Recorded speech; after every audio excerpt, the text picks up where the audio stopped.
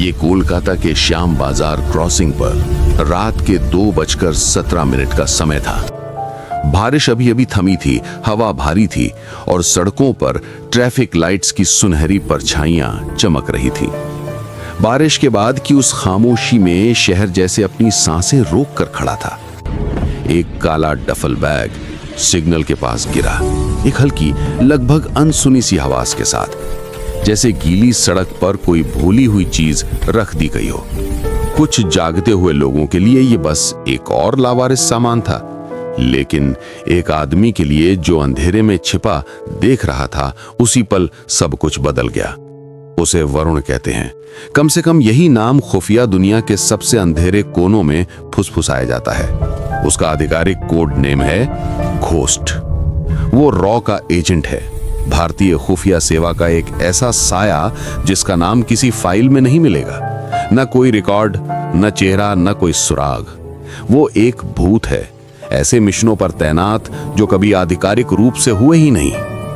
उसकी सफलताएं दफन है और असफलताएं मिटा दी जाती हैं। वो आखिरी उपाय है, इतिहास को अंधेरे से दिशा देने वाला अदृश्य हाथ।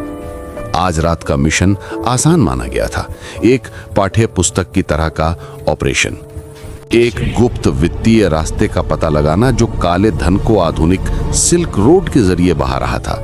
उसका लक्ष्य था एक डिजिटल खाता बही, जिसे कोबे लेजर कहा जाता है, अत्यंत गोपनीय।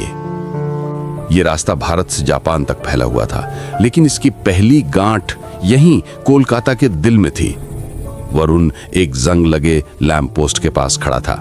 उसका प्रतिबिंब उसके पैरों के पास एक पानी के गड्ढे में टूटा फूटा दिख रहा था। उसकी परछाई अंधेरे में घुली हुई थी, एक और आकृति जो रात का हिस्सा बन चुकी थी। उसने काली कॉम्बैट पैंट, घुटनों तक आती चारकोल रंग की ओवरकोट और घिसे हुए चमड़े के दास्ताने पहने थे, जो कई मिशनों की गवाही दे रहे थे। उसकी आंखें लैंपपोस्ट की छाया में छिपी हुई पूरे दृश्य को एक अजीब सी शांति के साथ स्कैन कर रही थी। वो अपने तत्व में था, धैर्यवान और घातक। बैग वहीं पड़ा था, एक निमंत्रण की तरह। अंदर लेजर था, या कम से कम उसे यही बताया गया था। लेकिन वरुण जानता था कि चीजें इतनी सीधी नहीं होती। ये दुनिया छल की परतों से बनी है और हर कदम एक गणना की हुई रिस्क है। उसकी अनुभवी प्रवृत्ति चिल्ला रही थी, ये बहुत आसान है, ये जाल है। उसने तय कर लिया, अब मिशन सिर्फ लेजर हासिल करने का नहीं था, बल्कि उस नेटवर्क को समझने का भी था। ये सिर्फ पैसे की बात नहीं थी, ये सत्ता की बात थी। कोबे लेजर में ऐसे रहस्य थे जो सरकारें गिरा सकते थे, एजेंसियों के भीतर के गद्दारों को उजागर कर सकते थे और पूरे एशिया की शक्ति संतुलन को बदल सकते थे। ये एक हथियार था, खातों की किताब के रूप में छिपा हुआ, और आज रात ऐसा लग रहा था कि हर कोई इसे चाहता था। सड़क के उस पार एक आदमी एक बंद मिठाई की दुकान की दहलीज से अलग हो गया। वो उसका संपर्क नहीं था। वो आदमी पहलवान जैसा था, भारी लेकिन सधे हुए कदमों से चलता था, एक प्रोफेशनल। फिर एक संकरी गली से निकला, टोपी से चेहरा छिपाए हुए। वो बैग को नहीं देख रहे थे, वो उसे देख रहे थे, या कहें उस जगह को जहां उन्हें लगता था कि वो होगा। जाल बैग नहीं था, बैग तो चारा था। असली निशाना वो था। वरुण का दिमाग तेजी से चलने लगा। परिस्थितियां, संभावनाएं, रास्ते। दो दुश्मन सामने थे और शायद कुछ और छिपे हुए। निकासी बिंदु 3 ब्लॉक दूर था, लेकिन वहां जाना अब मतलब होता कि उसका भेद खुल जाता। नहीं, अब मिशन बदल चुका था। अब यह सिर्फ हासिल करने का नहीं था, बल्कि जिंदा बचने का और उनके जाल को उन्हीं पर पलटने का था। उसके होठों पर एक फीकी, बिना हंसी की मुस्कान आई। वो सोचते थे कि वो एक भूत का शिकार कर रहे हैं।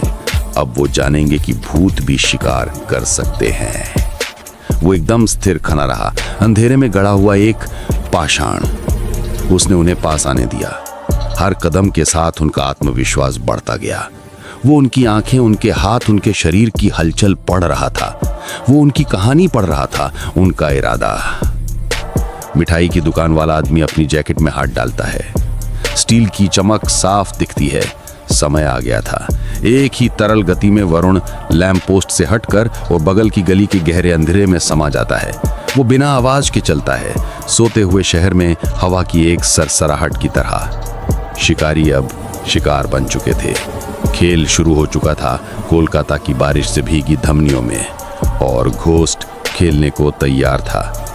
रात अभी खत्म नहीं हुई थी और कोबे लेजर तो बस शुरुआत थी। इस सायादार यात्रा में मेरे साथ आने के लिए धन्यवाद। अगर आपको ये कहानी पसंद आई हो तो लाइक बटन जरूर दबाएं और ऐसे ही रोमांचक किस्सों के लिए सब्सक्राइब करें। घंटी बजाना ना भूलें ताकि अगली कहानी आपसे छूट न जाए। फिर मिलेंगे एक और रहस्य के साथ।